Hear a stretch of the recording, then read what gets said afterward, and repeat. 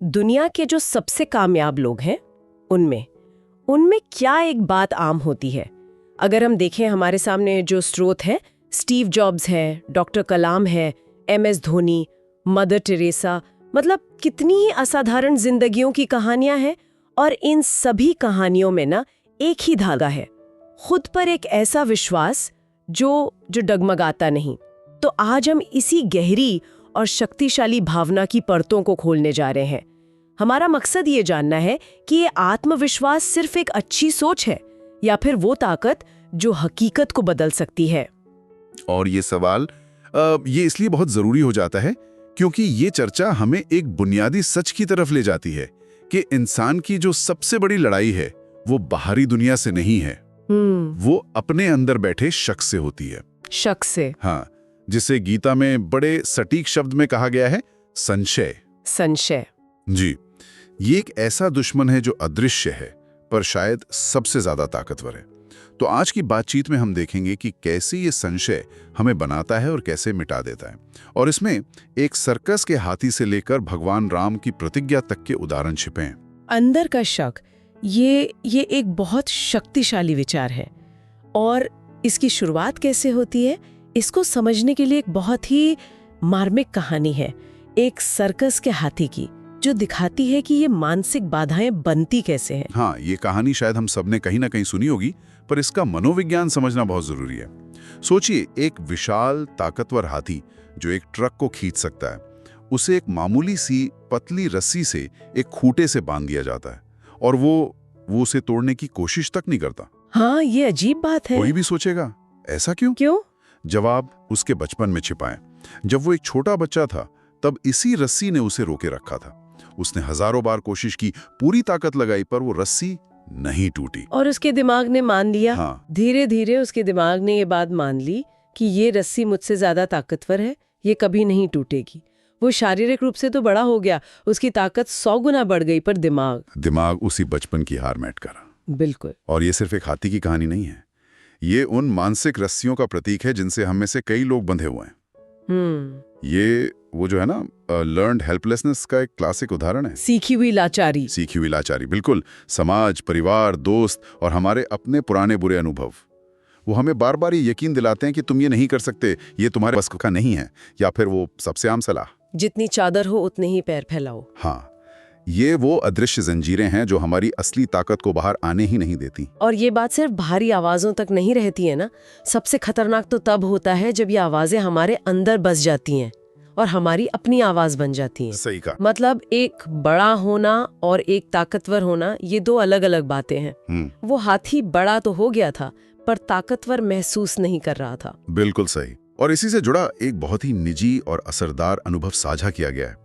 एक कॉलेज के टीचर ने एक छात्र से भरी क्लास में कहा था, अगर इस पूरी क्लास में कोई जिंदगी में सबसे ज्यादा संघर्ष करेगा तो वो तुम होगे। सोचिए, एक अथॉरिटी फिगर से आए इन शब्दों का क्या असर हुआ होगा। ये तो दिल तोड़ने वाली बात है, और ऐसी बातें अक्सर हमारे दिमाग में घर कर जाती हैं। लेकिन उस कहानी का अंत क्या हुआ? सालों बाद उस छात्र ने यह साबित कर दिया कि किसी और की राय आपकी हकीकत नहीं बन सकती जब तक आप खुद उस पर यकीन का ठप्पा न लगा दें। और ये एक बहुत अहम सवाल की तरफ ले जाता है, जब दुनिया आप पर शक करे तो आप खुद पर यकीन बनाए कैसे रखते हैं? ये बहुत मुश्किल होता है, बहुत मुश्किल, क्योंकि इंसान एक सामाजिक प्राणी है, हम दूसरों की राय से प्रभावित होते ही हैं। लेकिन यहाँ एक फर्क है। जब आप खुद पर भरोसा करते हैं तो धीरे धीरे पूरी कायनात आपकी मदद करने के रास्ते बनाने लगती है। लेकिन अगर आप ही शक में हैं तो सारी दुनिया का भरोसा भी मिलकर आपको नहीं जिता सकता। यहीं पर संशय की भूमिका आती है।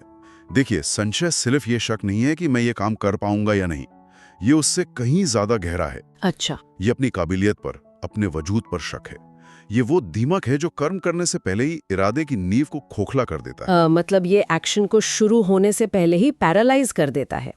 शायद इसीलिए महाभारत में श्री कृष्ण अर्जुन से कहते हैं, संशय आत्मा विनश्यति, यानी जो इंसान शक में जीता है उसका विनाश निश्चित है। बिल्कुल। और विडंबना देखिए, लोग ग्रहों पर, सितारों पर, हाथ में बंधे धागों पर, न जाने किन किन चीजों पर आसानी से विश्वास कर लेते हैं, पर ईश्वर की सबसे बेहतरीन रचना यानी खुद पर विश्वास करने से हिचकिचाते हैं। तो अगर संशय सबसे बड़ा जहर है तो इसका सबसे बड़ा तोड़ क्या है? इसी चर्चा में आत्मविश्वास के शिखर के तौर पर एक ऐसी कहानी है जो शायद विश्वास की हर सीमा को पार कर जाती है। हाँ, और ये कहानी भगवान राम के जीवन से है। उस पल की कल्पना कीजिए, उनकी पत्नी का अपहरण हो चुका है। वो कहाँ हैं, किस हाल में हैं, कुछ पता नहीं। कोई सेना नहीं, कोई राज्य नहीं, कोई संसाधन नहीं है। वो जंगल में भटक रहे हैं और सामने दुश्मन वो है जिसके नाम से देवता भी कांपते थे, रावण, जिसके पास सोने की लंका थी, एक विशाल और क्रूर सेना थी और जिसे काल को अपनी कुर्सी से बांधने वाला माना जाता था। ऐसी स्थिति में तो किसी भी इंसान का मन शक, निराशा, हताशा से भर जाएगा। सवाल उठेंगे, मैं अकेला क्या करूंगा, मैं कैसे लड़ूंगा? लेकिन यहीं पर कुछ ऐसा होता है जो अविश्वसनीय है।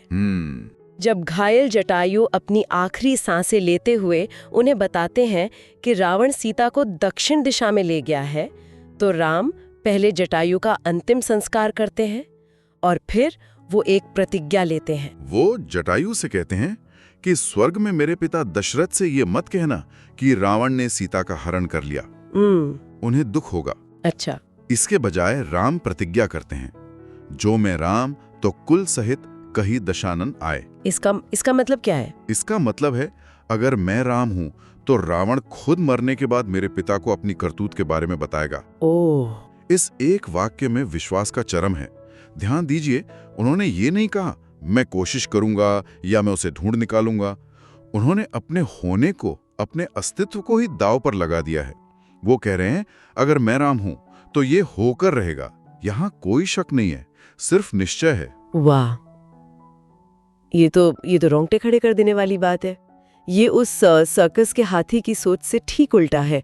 हाथी की सोच थी कि क्योंकि मैं बंधा हुआ हूं इसलिए मैं हिल नहीं सकता, और राम की सोच है क्योंकि मैं राम हूं इसलिए रावण का विनाश निश्चित है। और यही वो कनेक्शन है जो इस चर्चा को गहरा बनाता है।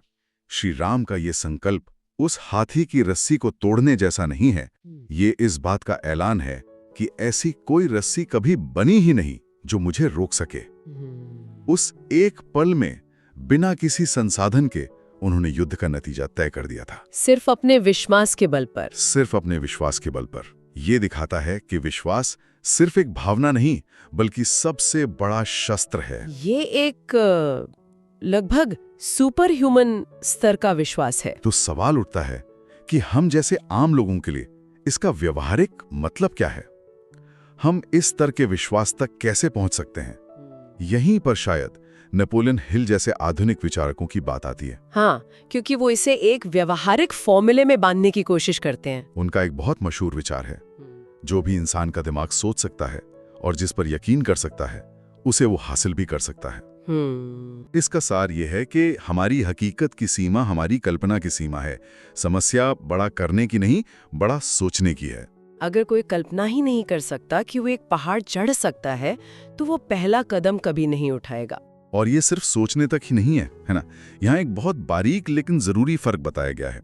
अपने काम में सम्मिलित होना मतलब इन्वॉल्व होना, और उसके प्रति समर्पित यानी कमिटेड होना। ये मुझे बहुत दिलचस्प लगा। ये फर्क ही सब कुछ है। शामिल होना मतलब आप काम कर रहे हैं, आप ऑफिस जा रहे हैं, आप अपने भूमिका निभा रहे हैं। ज्यादातर लोग यही करते हैं। हाँ। पर समर्पण का मतलब है कि वो काम आपकी पहचान का हिस्सा बन गया है। अच्छा। आप उसके बारे में तब भी सोचते हैं जब आप काम नहीं कर रहे होते हैं। ये एक सकारात्मक जुनून बन जाता है। यही वो चीज है जो स्टीव जॉब्स या महात्मा गांधी जैसे लोगों को अलग करती है। वो अपने काम में सिर्फ शामिल नहीं थे, वो समर्पित थे। बिल्कुल। मतलब समर्पण वो इंजन है जो विश्वास के ईंधन को हकीकत में बदलता है। कोई विश्वास कर सकता है कि वो एक बेहतरीन संगीतकार बन सकता है, लेकिन समर्पण ही है जो उससे रोज घंटों तक रियाज करवाएगा। बहुत अच्छा कहा। इसे समझाने के लिए एक बेल का उदाहरण दिया गया है। एक बेल जमीन पर पड़ी रहती है, बिखरी हुई, दिशाहीन। उसमें बढ़ने की पूरी क्षमता है, पर उसे एक सहारा चाहिए। जैसे ही उसे एक पेड़ का सहारा मिलता है, वो उसी के सहारे आसमान की ओर बढ़ने लगती है। वो सहारा ही समर्पण और आत्मविश्वास का मिश्रण है। ताकत तो बेल में पहले से थी, पर उस सहारे ने उसे दिशा दी, एक उद्देश्य दिया। मतलब हम में से ज्यादातर लोगों को ज्यादा ताकत या ज्यादा टैलेंट की जरूरत नहीं है। हमें बस उस ताकत को पहचानने और एक दिशा में लगाने की जरूरत है, जो हमारे पास पहले से है। लेकिन अक्सर हम उम्र या हालात का बहाना बनाते हैं और आंकड़े इस बात को झुठलाते हैं। अब्राहम लिंकन ने 52 साल की उम्र में अपना सबसे बड़ा काम शुरू किया। केएफसी के कर्नल सैंडर्स ने 65 की उम्र में अपनी कंपनी बनाई। सही बात है। उम्र सिर्फ एक संख्या है, जब तक आप उसे एक बहाना ना बना लें। लेकिन यहाँ एक चेतावनी भी है, सिर्फ सकारात्मक सोचने से सफलता की गारंटी नहीं मिलती। हाँ, ये भी सच है। हाँ, लेकिन नकारात्मक सोचने से असफलता की गारंटी जरूर मिल जाती है। विश्वास पहला कदम है, पर एकमात्र कदम नहीं। ठीक है, तो हमने मानसिक रस्सियों को समझा, विश्वास के चरम को देखा और समर्पण की जरूरत को भी जाना। लेकिन हमारी अपनी महत्वाकांक्षा, हमारी अपनी सोच का स्तर, इसका क्या रोल है? इसे समझाने के लिए आखिर में एक बहुत ही सरल लेकिन गहरी कहानी है, बारिश और 4 बर्तनों की। हाँ, ये कहानी इन सारे विचारों को एक साथ बांध देती है। कहानी ये है कि एक टीम लीडर अपने 4 दोस्तों को बुलाता है। बाहर तेज बारिश हो रही होती है। वो पहले दोस्त को एक चम्मच देता है, दूसरे को एक ग्लास, तीसरे को एक मग और चौथे को एक बड़ी सी बाल्टी, और सबसे कहता है, जाओ बारिश का पानी भर कर लाओ। जाहिर है, कुछ ही सेकंड में चम्मच वाला दोस्त खुशी खुशी वापस आ गया। ये लो, मेरा काम हो गया। उसके थोड़ी देर बाद ग्लास वाला आया, फिर मग वाला, और बाल्टी वाला दोस्त वो सबसे आखिर में आया, भीगा हुआ, लेकिन उसकी बाल्टी लबालब भरी हुई थी। इस साधारण सी कहानी में 2 गहरे सबक छिपे हैं। पहला, बारिश यानी अवसर, मौके, वो सबके लिए बराबर बरसते हैं। कुदरत किसी के साथ भेदभाव नहीं करती, पर आपको कितना मिलता है ये इस पर निर्भर करता है कि आप उसे इकट्ठा करने के लिए कौन सा बर्तन लेकर गए हैं। वो बर्तन ही आपका विश्वास है, आपकी सोच है, आपकी महत्वाकांक्षा है। ये बहुत शक्तिशाली विचार है। मतलब हम अक्सर किस्मत या हालात को कोसते हैं कि हमें मौके नहीं मिले, पर शायद हम उन मौके को पकड़ने के लिए तैयार ही नहीं थे। हो सकता है कि हम जिंदगी की मूसलाधार बारिश में एक चम्मच लेकर खड़े थे और शिकायत कर रहे थे कि हमें कुछ मिल नहीं रहा। और दूसरा सबक, जो शायद उतना ही जरूरी है, बड़े बर्तन को भरने में हमेशा ज्यादा वक्त और मेहनत लगती है। सही बात है। चम्मच जल्दी भर गया, उसे ज्यादा देर भीगना नहीं पड़ा। छोटी सफलताएं जल्दी मिल सकती हैं, पर अगर आप जिंदगी में कुछ बड़ा हासिल करना चाहते हैं, यानी अपनी बाल्टी भरना चाहते हैं, तो आपको बारिश में ज्यादा देर भीगने के लिए, यानी ज्यादा सब्र और ज्यादा मेहनत करने के लिए तैयार रहना होगा। जैसा कि तुलसीदास जी ने कहा है, सकल पदार्थ हैं जगमाही, कर्महीन नर पावत नाही। दुनिया में सब कुछ मौजूद है, पर बिना कर्म और धैर्य के कुछ नहीं मिलता। तो अगर हम आज की पूरी चर्चा का सार निकालें तो एक साफ तस्वीर उभरती है। यह एक तरह की यात्रा है। पहला कदम है उस सर्कस के हाथी की तरह अपनी अदृश्य रस्सी को पहचानना और उसे तोड़ना। दूसरा कदम है जानबूझकर जिंदगी की बारिश में अपना बर्तन चुनना, चम्मच नहीं, बाल्टी।